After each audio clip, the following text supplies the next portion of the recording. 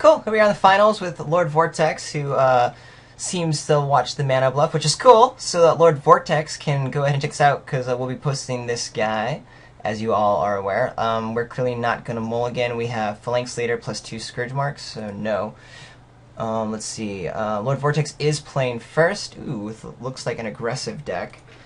But we seem to have a pretty nut draw. Lightning Strike's going to really take us out. Ooh, hello, Death Bellow Raider. Interesting, interesting. Start here with the Marauder next, and then hopefully just start Scourge marking and attacking a whole bunch. And then see how the race progresses and who gets what. Well, that's really good for us. Let's see if Lightning Strike happens.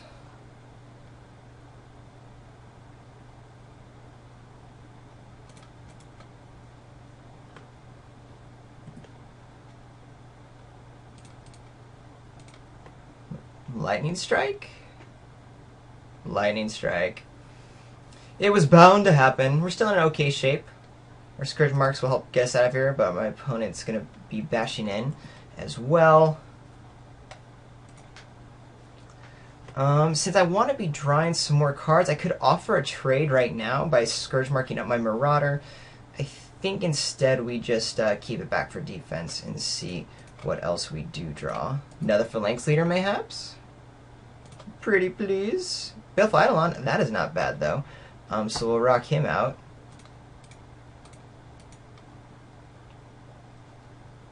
Have him trade off with one of the dudes if we feel that that is needed. Although honestly, we could just continue this race with another Scourge Mark and a Born Overlord coming around.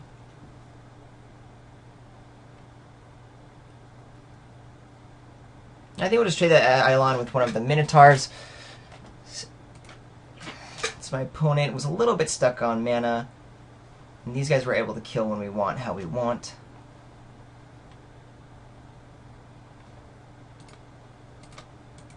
There's definitely better things to be killing with Baleful Eidolon.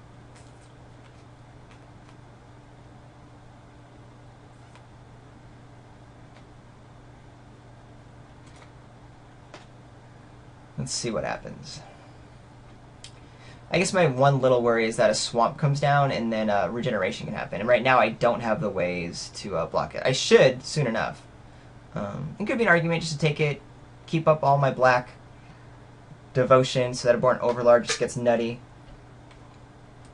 But I want to stem the bleeding first, since I have such little action in hand. Wow, okay, so Raiders galore. Yeah, that's happening. Sip of Hemlock's cool. That'll get us there. I think now we will just take 4, bash in for 3 afterwards. I think I do Scourge Mark, though, again. This is more for cycling than for anything else. I get blown out by a Lightning Strike, but it definitely helps me get there. Would be nice to have had one more land this turn to do Helpful Eidolon as well. This will help us get back in the race, assuming the Marauder stays alive. I will not be attacking, and I won't be Hopeful Eidoloning if my opponent has open mana. Alright, so we're taking 8. But we're going to be bashing back for 4 and doing a huge chunk with a Life Swing switcheroo. So I'm okay with that. My opponent's tapped out and stuck on lands. So we're actually in a good spot. And Divine Verdict backed up.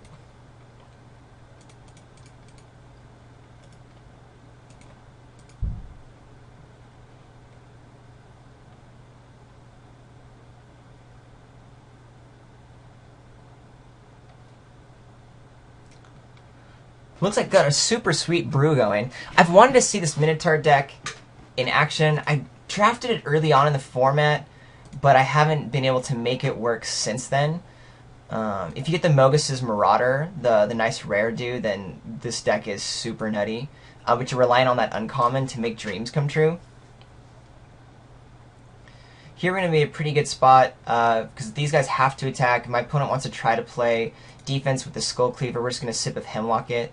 But I think that, yeah, at this point you're committed to a game strategy. Bash it in, bash it in. Lightning Strike is definitely an issue here. Let's see what happens first. We will get our Eidolon back, which is cool. And we'll probably just remove one of the guys and try to stay alive for a little bit. If we can draw a land, our Born Overlord's insane.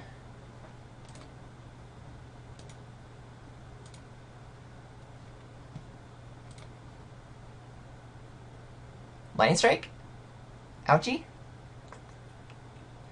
Alright, cool. So, we're just going to maximize mana here. 1, 2, 3, 4, 5, 6, 7. I'm trying to think if there's something my opponent can play that if I were to Sip of Hemlock versus Divine Verdict would matter. I don't think so.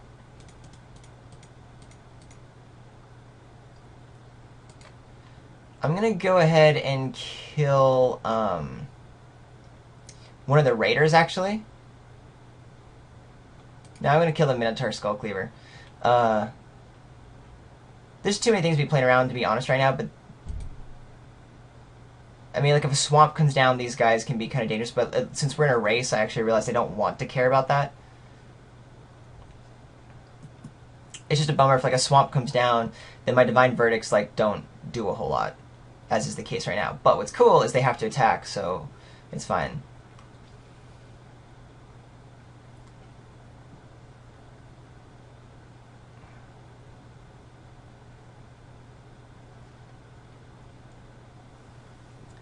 Alright. I assume something scary. Now that fourth land has been hit, as well as a swamp. My opponent was screwed in two very distinct ways. Sorry, Lord Vortex, that sucks. And we're in a very precarious situation. Oh, Borderline Minotaur. Okay, okay. So I think we still can have this. We're definitely going to play the Born Overlord now. It means we have to be doing some amounts of chump blocking, right? If I attack him with the Marauder, I could go ahead and Divine Verdict, but then I'm down a lot. That's not fun. I can just keep him for defense to eat a dude, which I kind of like. Yeah, we'll do that. Why get fancy here? There's no reason.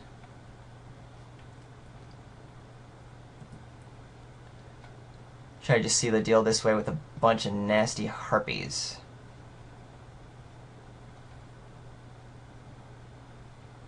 The Overlord's lethal next turn anyway, right?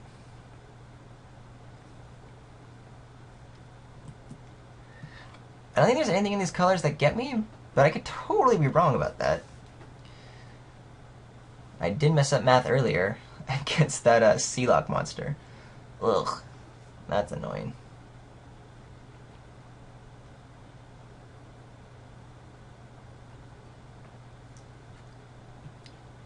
These guys have to play in. I'm happy to just gain 4 life, even if there's a trick. We'll get the Eidolon back. Again, the Overlord's gonna, like, kill it at this point. And we'll even sacrifice Harpy because it's irrelevant. If there's some big old double pump, then that's the issue. Yeah. Because the only thing my opponent could have had there if we didn't block was like 2 Titan Strengths or something. Okay. Super aggro. We didn't actually see black creatures, but my opponent was stuck on mana for a while. I'm going to assume there's going to be a black creature. I'm definitely bringing 1 Dark Betrayal in. I like that quite a bit. Yeah, we just didn't see a lot from my opponent besides the Lightning Strike. So I'm taking out Divine Verdict, bring in Dark Betrayal. Our late game removal is going to be as good as this, and I'm basically looking for an excuse to bring in the second Dark Betrayal in this next game, if we go to game 3, because that'll be relevant. The Vandals actually could be pretty good against my opponent, just having a bunch of guys on the ground, but I think our other spells are a little bit more relevant in terms of staying alive, removing creatures and such. And we didn't see enough from our opponent to know if we want this other Dark Betrayal or Ray of Dissolution, so we're just going to keep it this way. And ooh, Double Phalanx Leader is awesome. Dark Betrayal, maybe not as much, but we're not going to mulligan.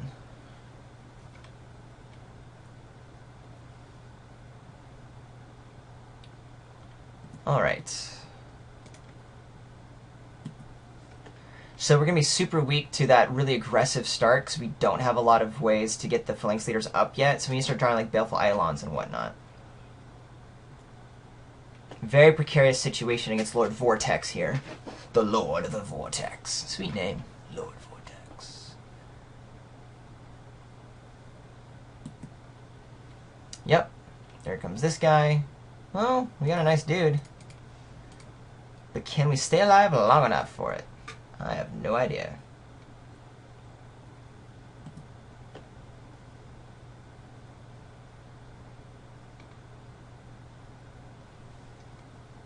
Take our 2, Lightning Strike, take out Phalanx later, and then we're not in horrible shape because my opponent hasn't progressed the board. Ouch! Doink! Yay, nothing. That's really good. And Emissary is actually going to be very good as well.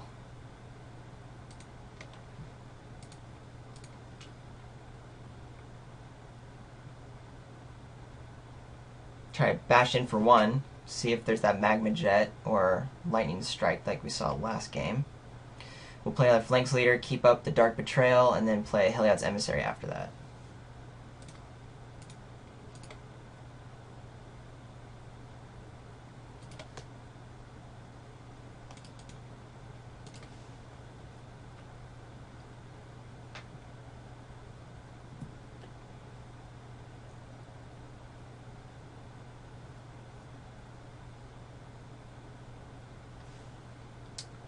Lightning Strike, Magma Jet. Well played. Well played. My opponent gets a scry into some Sweeties, which is actually very good in an aggressive deck such as this. Being able to get rid of the lands or draw the lands if you need it. I think the biggest thing I was worried about there was the other Minotaur to get 6, because then I'd be like, oh, Tamrit! This is actually very good in this kind of deck, but we are going to kill it right away. It does get to return, but I just want to use my mana and get pressure off the board anyway.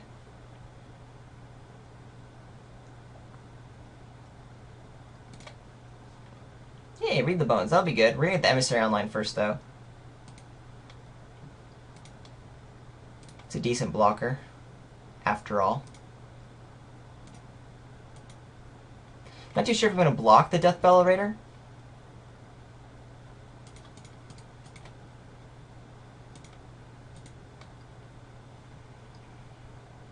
Because it's attacking in any turn, so it's not like it's signaling anything for my opponent, and then any combat trick just kills it outright.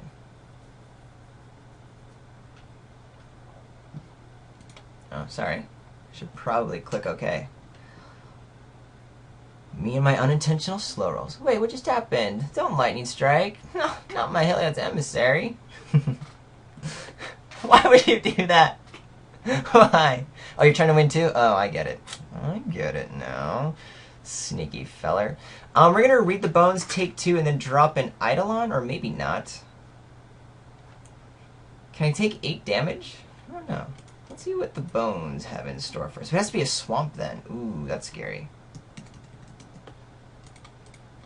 But I have to use it. I'm silly. Gosh, what do I want to do? Yeah, we're going to read it. I need to get a swamp, though. I don't get no swamp. Hopeful Island's going to be awesome, and Battle-Wise Valor is also really good. That means I'm taking a lot of damage in the very near future. I think Hopeful Eidolon is key.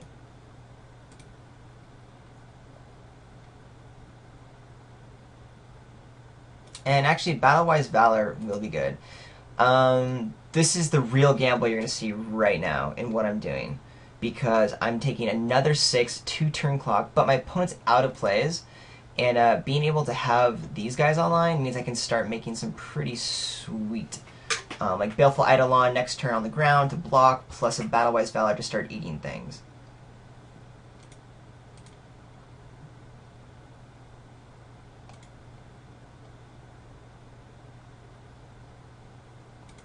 Ooh, okay. Land is okay.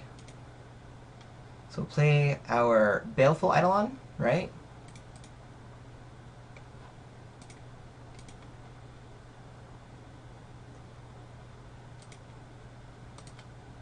keep up our battle-wise valor to put on the phalanx leader. Take out the 2 borderline minotaurs. We're going to go down to 4. A little precarious, especially with this Tamarant around. It'll take a while for it to kill us, the Tamarant. But if we can survive this next turn, then we're going to have a phalanx leader with a hopeful Eidolon on it as a 4/4. Right? Oh. 1, 2, 3, 4, 5, 6. Boom! Dead. Nice. Well done, Fanatic of Mogus.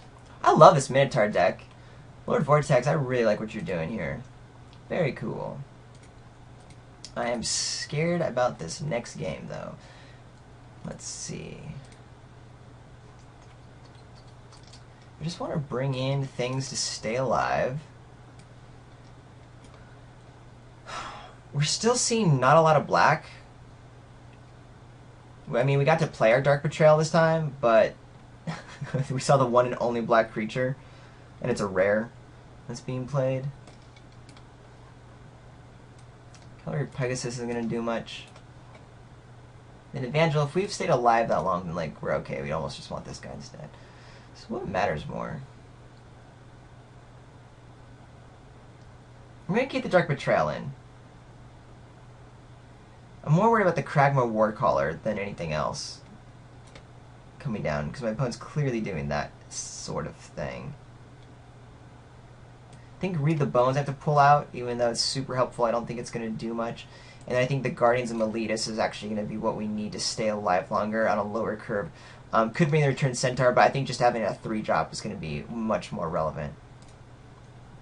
I definitely want to play first against my opponent. And we're keeping.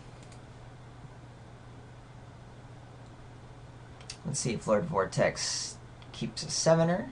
Nope, goes down. But stays at 6. Alright. Nice defense here.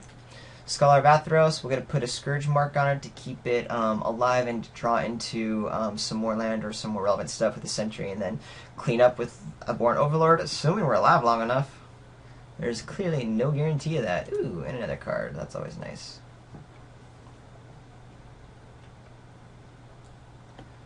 Alrighty. So Magma Jet and Lightning Strike we've seen. Pretty reasonable inclusions in a red deck. One might say. Opponent has a Death Bellow. Well, Scholar's going to be very good. Keeping things alive. Ooh, Phalanx Leader. That's sweet. Don't have the second planes yet, but we'll get there. We'll get there. I mean, I'm definitely saving my Scourge mark.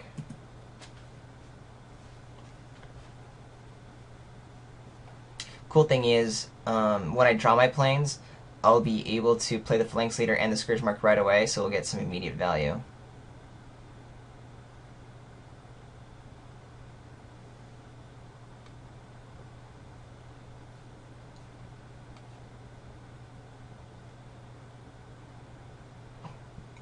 Excuse me.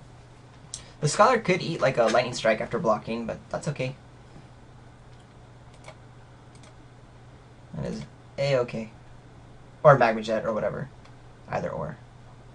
Not the land I really wanted, but I'm still cool with it. And we'll just bash in with the Marauder. Save our Scholar for staying alive. Probably shouldn't F6 there. Because I'm representing God's Willing. Supposedly.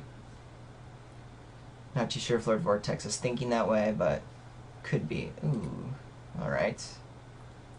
Would love to draw planes next turn to get the Phalanx Leader plus a Scourge mark on the leader in order to pump up the Scholar. Nice and big. Oops. Pay attention to what step you're in. Because that way I can start blocking the Borderline Minotaur. Buff Eidolon, though, is good as well. Because we just want to have our defenses up, so we'll play that guy. I could be a little bit greedy right now in trying to save this Scourge mark, but the Scourge mark doesn't really help me bash through. It just twos for myself. I want to get the Borderline Minotaur down, and we just want to go late anyway. That's my game plan.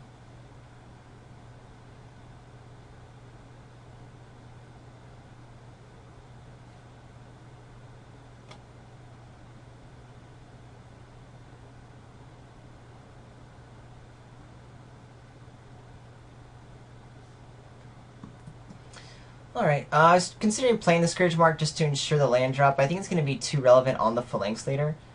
So we're just going to wait. The reason why you do that is because if my opponent does want to Magma Jet or Lightning Strike with my Eidolon, it allows the borderline Minotaur to bash in. But we're at a high enough life where that's okay for the moment. There it is, like a Spark Jolt. I didn't even think about the Spark Jolt. Although I'm glad Spark Jolt's taking out the Eidolon, not my Phalanx leader. The Scry is kind of a big bummer, because we're going to take 4 right now. But we're going to bash back for 2. And then if I still don't draw a Plains or something, then I can always Scourge Mark up next turn. Keep this game plan happening. Take our medicine from the borderline Minotaur. Ouch. And the Lightning Strike takes out that guy. Alright. We are starting to get a little bit low here on goodness. Now I have to do the Scourge Mark because I need to be able to start hitting land drops.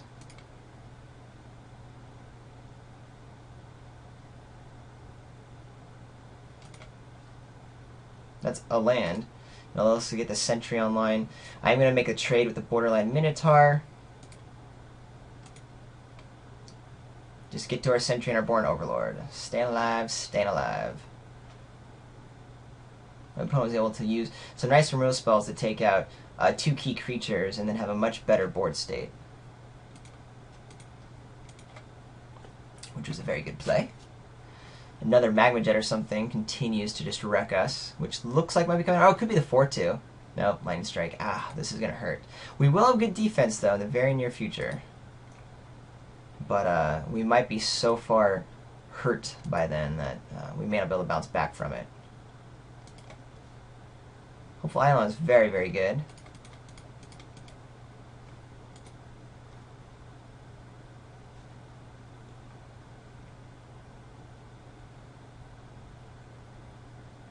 Let's just hope the Lightning Strikes have been used at this point. Who knows? Maybe Lord Vortex just has all the Lightning Strikes. Could totally be the case. Clearly doing the mono red thing. But I'm going to go down to 6 here. Probably just going to Hopeful Eidolon up the Sentry next turn just to gain life. Yeah, it's always nice to keep that open for the Phalanx leader, but I need to be gaining a lot more.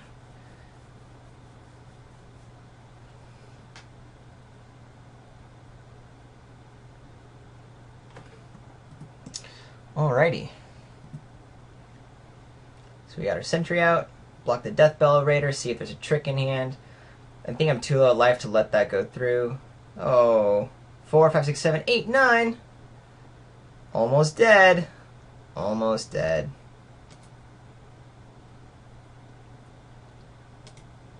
Oh, let's F6 here. Well, we are just barely hanging in. We're going to Hopeful Eidolon. The Sentry attacking for 4, go up to 5. See if we can stay alive long enough.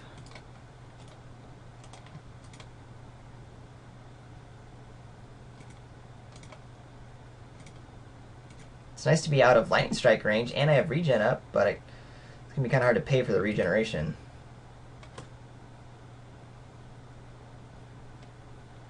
The life gain is going to be key, though. We'll block the Deathbellow Raider, negate the damage from Borderline Minotaur. If the 4 damage haste guy comes through, we just barely stay alive. Ugh. 1, 2, 3, 4.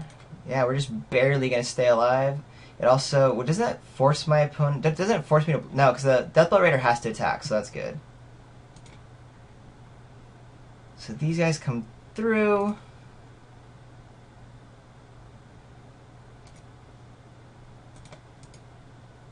We block here. Stay at 1.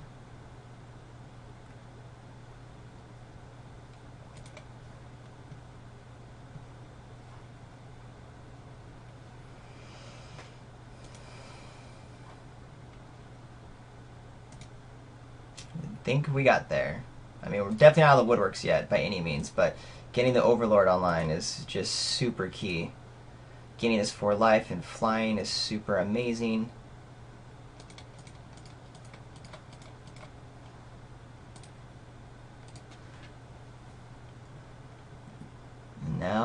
It's to the fates.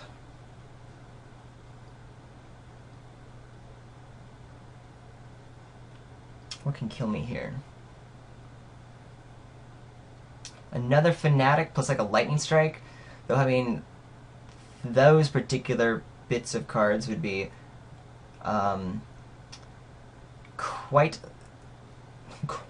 improbable, but certainly an option. Right now I'm just planning on jumping with the 2 Harpies and killing for lethal in the air. Let's see what else. Ooh. So just a bunch of chumping here. If my opponent attacks him with everything. Probably won't. Oh no, is going for it. Okay. We're going to block with the Overlord to the Matt Kragman Warcaller, and then chump with the Harpies. I think we should be there.